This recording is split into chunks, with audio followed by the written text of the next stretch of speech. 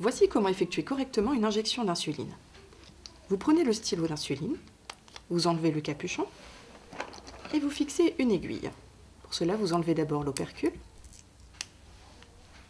vous vissez l'aiguille sur le stylo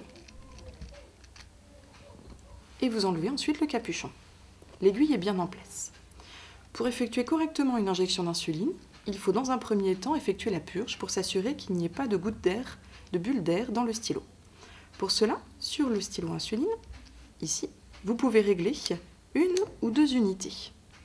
Vous mettez ensuite le stylo dans la position verticale et vous effectuez l'injection, c'est-à-dire que vous appuyez sur le bouton pressoir.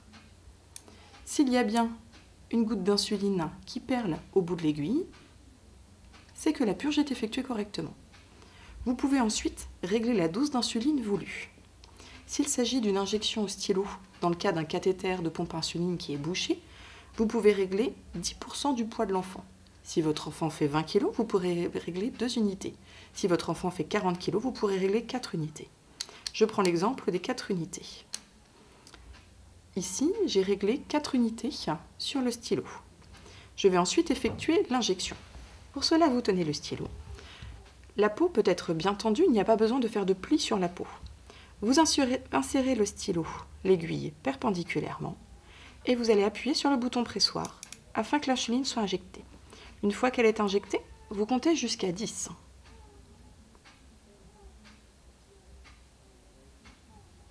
Puis vous retirez le stylo en 2 plans, c'est-à-dire vous retirez un tout petit peu l'aiguille, vous inclinez le stylo et vous retirez ensuite totalement l'aiguille.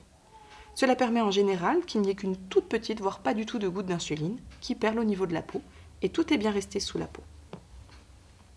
Voilà, l'injection d'insuline est effectuée.